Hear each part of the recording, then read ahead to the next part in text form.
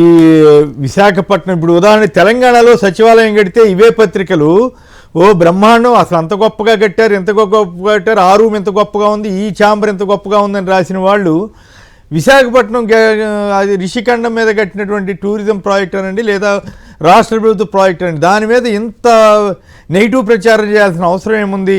అది గవర్నమెంట్ ఆస్తే కదా.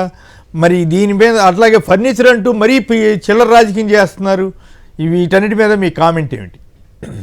కొమ్మినేని గారు, మీకు నాగార్జున యాదవ్ గారికి ప్రేక్షకులకి నమస్కారం. బేసిక్ గా 2-3 అంశాలు ప్రధాన చర్చనే వస్తారు. ఋషికొండ సంబంధించిన అంశం, రెండోది పోలవరంకి సంబంధించి చంద్రబాబు నాయుడు గారు నిన్న పర్యటించారు.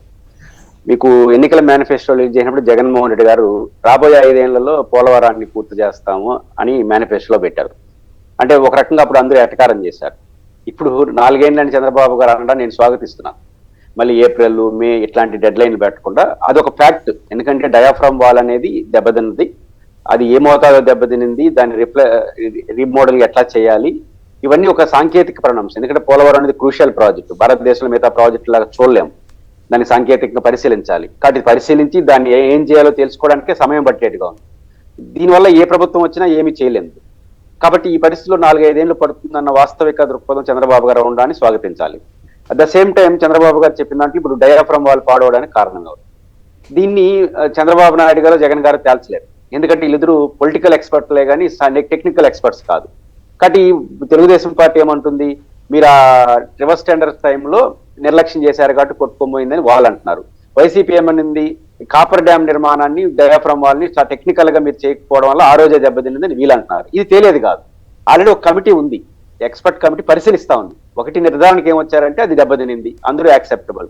దానికి కారణం ఏంటి, దెబ్బతినింది ఏ టైంలో దెబ్బతినింది, ఎందుకు దెబ్బతినింది, దాన్ని ఏమి చేయాలి, ఇది పైన వాళ్ళు చెప్పనివ్వండి. పైపెచ్చి ఇప్పుడు కేంద్ర ప్రభుత్వంలో మీరు కూడా భాగస్వామి కదా, తొందరగా రిపోర్ట్ తెచ్చుకోండి. తప్పులు జరిగిన జగన్ గారి ప్రభుత్వం జరుగుంటే చర్య తీసుకోండి. మీ పరిణామం తీసుకుంటే మీరు ఆత్మ పరిశీలన చేసుకోండి. ఇది మన మందులు ఉన్నప్పుడు దాని జోలికి ఎక్కువ వెళ్ళడం వల్ల రాజకీయ రచ్చ తప్ప పైసా ప్రయోజనం ఉండదు. మీరు అన్న ప్రశ్న చాలా వాల్యుబుల్ ప్రశ్న. పోలవరం డ్యామ్ కట్టే వచ్చే కానీ దాదాపు 30 నుంచి 40 వేల కోట్ల రూపాయల రిహాబిలిటేషన్ జరగకుండా డ్యామ్ కట్టిన ప్రయోజనం లేదని మనకు గండికోట ఎక్స్పీరియన్స్, పులిచెంతల ఎక్స్పీరియన్స్ మనకు కనిపిస్తా ఉంది. గండికోట రాజశేఖర రెడ్డి గారు పూర్తి చేశారు. జగన్మోహన్ రెడ్డి గారు వచ్చేంత వరకు అది అందుబాటులో రాలేదు. కారణం ఏంటంటే ఇన్నర్వాసుల సమస్య పరిస్థితుల, పులిచెంతలు అంతే, రేపు పోలవరం కూడా అంతే. కాబట్టి 40 వేల కోట్లు ఎంత ఆరో చంద్రబాబు గారు 32 వేల కోట్లు అవుతుంది అనుకున్నారు, ఇప్పుడు పెరుగుంటుంది, దాదాపు 10 ఏళ్ళు అవుతుంది. కాబట్టి ఈ 40 వేల కోట్లు కేంద్రాన్ని ఒప్పించాలి, ఇది మాది బాధ్యత అని ఇంతవరకు ఒప్పుకోలే వాళ్ళు. దీనిపైన దృష్టి సారించడం, అదే నిధులు సంపాదించే సమయంలో నిందలతో రాజకీయాలు చేయడం వల్ల పెద్ద ఒక రోజు 2 రోజులు జరుగుతుంది, మరి కంటిన్యూగా మిమ్మల్ని అయితే అడుగుతారు. కాబట్టి పోలవరం విషయంలో వాళ్ళు స్టాండ్ కరెక్ట్, బట్ తప్పెవరిదో కమిటీ తేల్చనే ఉండే, అంతవరకు ఓపిక పట్టిస్తే మంచిదని నా అభిప్రాయం. రెండోది ఋషికొండకు సంబంధించి ఎక్కువ రచ్చ చేస్తే నష్టపోయేది అధికార పార్టీ, ఆ విషయాలు గుర్తించాలి. ఎందుకంటున్నానంటే ఋషికొండకు సంబంధించి మీరు 3 యాంగిల్లో చూడొచ్చు కొమ్మినేని గారు. ఒకటి, అది ఏపీ టూరిజం రోజా గారే ప్రారంభించారు. ఏపీ టూరిజం మంత్రిత్వ శాఖ పరిధిలో పాతదా ఉన్నటువంటి దాన్ని స్థానంలో దాన్ని మాడిఫికేషన్, దాన్ని తీసేసి ఆ ప్లేస్ లో 7 బ్లాకులుగా అద్భుతమైనటువంటి ఐకానిక్ బిల్డింగ్స్ కట్టారు. ఒకటి ఏపీ టూరిజం కన్నా అది ఉపయోగపడుతుంది, లేదా ఒకవేళ జగన్మోహన్ రెడ్డి గారు ముఖ్యమంత్రి అంటే దాన్ని కొన్ని కార్యాలయాలుగా క్యాంప్ కార్యాలయాలు మార్చుకోండే వాళ్ళేమో, ఇది మనకు వినిపిస్తున్న సమాచారం. కానీ ఏపీ టూరిజం పరిధిలో ఉంది. ఇప్పుడు నిజంగా అధికార పార్టీకి అభ్యంతరం ఉంటే ఏం చేయాలి? ఫస్ట్ ఆఫ్ ఆల్ అది ఏమైనా నిబంధనలకు వ్యతిరేకంగా కట్టారా, చర్యలు తీసుకోవచ్చు. లేదా అది నిరుపయోగం, జగన్ గారు ఆడికి వెళ్ళి క్యాంప్ ఆఫీస్ పెట్టుకుంటే తప్ప ఇంక దేనికి పనికిరాదు అని నిర్ధారణకు వచ్చారా, అట్లా జరుగుంటే దానిపైన చర్యలు తీసుకోవచ్చు. లేదా నిర్మాణంలో ఏమైనా అవకతవకలు జరిగినాయా, అంటే డబ్బులు కేటాయించడం, ఈ 3 యాంగిల్లో మీరు ఏం చేసుకున్నా తప్పులేదు, చేయండి, తప్పులేదు. కానీ దానిపైన అట్లా కట్టారు, ఇట్లా కట్టారు, జగన్ ప్యాలెస్ అంటే జగన్మోహన్ రెడ్డి సొంత ఆస్తి అయితే కాదు కదా. ఇప్పుడు జగన్మోహన్ రెడ్డి గారికి మీరు అనుమతి ఇస్తే ఆడు పోంగడ పోలేడు, ఎందుకంటే ఆయన మాజీ ముఖ్యమంత్రి. కాబట్టి మీరు అనుమతి లేకుండా పోలేరు కదా. కాబట్టి అట్లాంటి దాన్ని జగన్ ప్యాలెస్ అంటే ఇప్పుడు దాన్ని నిరుపయోగమా, నిబంధనలు ఉల్లంఘించారా, అవకతవకలు జరిగా, దీనిపైన మీరు చర్య తీసుకోండి. ఈ 3 తేల్చేసి అది ఏపీ టూరిజం ఉండాలంటే మంచి ఐకానిక్ బిల్డింగ్ గా ఉంటుంది. విశాఖపట్నం జగన్మోహన్ రెడ్డి గారు రాజధాని అన్నాడు, మీరు ప్రత్యేక నగరంగా అభివృద్ధి చెందాలని మీరు ఆకాంక్షిస్తున్నారు. కాబట్టి విశాఖకు ఉన్నటువంటి ఆ ప్రత్యేకతలు ఇచ్చే దాని టూరిజం గెస్ట్ హౌస్ కంటే ఐకానిక్ సెంటర్ గానే ఉంటుంది, బాగా డబ్బున్న వాళ్ళు వస్తారు, ఖచ్చితంగా ఆదాయం కూడా వస్తుంది ప్రభుత్వానికి, మంచి సెంటర్ అది. కాబట్టి ఆ యాంగిల్లో చర్యలు తీసుకోవాలి తప్ప ఆడ బిల్డింగ్ ని రూపరూప మీరు ఎవరో గంటా శ్రీనివాసరావు గారు వెళ్ళి చూసి వచ్చారు, ఏం చెప్పదలుచుకున్నారు? బిల్డింగ్ ఇప్పుడు ఒక యాంగిల్ బాగానే ఉంటుంది, అది పెరిగేసరికి ఏమవుతుంది కొమ్మినేని గారు, బిల్డింగ్ అంటే ఇట్లా ఉండాలనిపిస్తుంది. మీరు జగన్ గారు చేయాల్సిన పని వీళ్ళు చేస్తున్నారు. ఇప్పుడు ఆయన అప్పుడు చూపించుంటే బాగుండేది, కానీ ఇప్పుడు బిల్డింగ్ చాలా బాగుంది, చాలా బ్రహ్మాండంగా ఉంది. వాళ్ళు మీరు చూపించిన బిల్డింగ్ అద్భుతంగా ఉంది.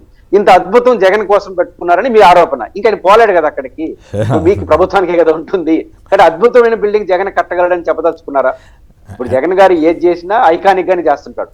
అది ఉద్దానం సంబంధించిన విషయం, హాస్పిటల్ కి సంబంధించిన విషయాలు, రీసెర్చ్ సెంటర్ కానీ ఇవన్నీ చేస్తున్నారు. కాబట్టి మీరు ఈ బిల్డింగ్ లో తప్పులు జరుగుంటే తప్పుల పైన మాట్లాడండి, లేదా ఎట్లా ఉపయోగించుకుంటారో చెప్పండి.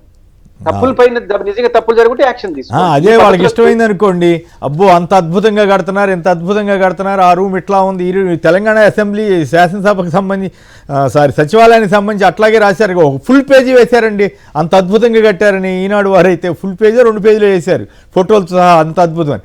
అక్కడికి వచ్చేసరికేమో మాయాజాలం, మాయామహలు అంతా నెగిటివే. అంటే విశాఖపట్నం మీద పడి ఇంకా ఆ రకమైనటువంటి వ్యతిరేక కథనాలు ఇవ్వాల్సిన అవసరం ఏంటో అర్థం కాదు.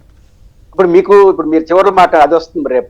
ఇప్పుడు ఆడ ఒక అద్భుతం మాయామహల్ ఏంటంటే అద్భుతం అనే కదా, వేరే భాషలో మాయామహల్ చూడటానికి జనం ఎగబడతారు. ఇప్పుడు ఎగబడతారు. రెండో పాయింట్ ఏంటంటే, ఇప్పుడు మనం అమరావతిలో రాజధాని మీరు బ్రహ్మాండం కట్టాలంటారు, ఆడేమో ఆల్సి కడతారు, బ్రహ్మాండమైన ఆల్సి కడతారు కదా. అంటే అమరావతిలో బ్రహ్మాండ ఆల్సి కట్టచ్చు, కానీ విశాఖపట్నంలో కట్టకూడదు. అక్కడ ఇడ్లీ పాత్రని అప్పుడు రకరకాల డిజైన్లని, జపాన్ డిజైన్ అని, అదని ఇదని ప్రచారం చేశారు కదా సార్. ఏదైనా సరే ఐకానిక్ సెంటర్, మన మీడియా హెడ్ క్వార్టర్ అయినా, ముఖ్యమంత్రి హెడ్ క్వార్టర్ అయినా ఐకానిక్ సెంటర్స్ గానీ ఉంటాయి. అది అలా అది ఒక ఐకానిక్ సెంటర్ గా చేశారు. దాంట్లో తప్పులు అవకతవకలు జరుగుతుంది, నేను చెప్పిన పాయింట్ లో చర్యలు తీసుకోండి, అదర్ ఉపయోగించుకోండి. ఈ పాయింట్లు విడకుండా చేసినారంటే ఏమవుతుందంటే, రేపు మీరు అమరావతిలో ఏం కడతారు, ఇట కట్టరా, విశాఖపట్నం దానికి పనికిరాదు, ఇట్లాంటి చర్చ వస్తే అది మీకే నష్టం. కాబట్టి అధికార పార్టీ ఈ విషయంలో భవనం కట్టి నీళ్లు గారుతున్న భవనం కట్టారని విమర్శ ఒక పక్క అయితే, ఇది వాళ్ళు అద్భుతంగా కట్టారని వీళ్ళే చెప్తున్నారు. చివరికి తెలియజేసి వాళ్ళే చెప్పాలి. బ్యాలెన్స్డ్ గా ఇప్పుడు అధికార పార్టీ, మీరు ప్రతిపక్షం కాదు, ఆరోపణలు చేయడం గమనంలో పెట్టుకుంటే వాళ్ళకి మంచిది. రైట్.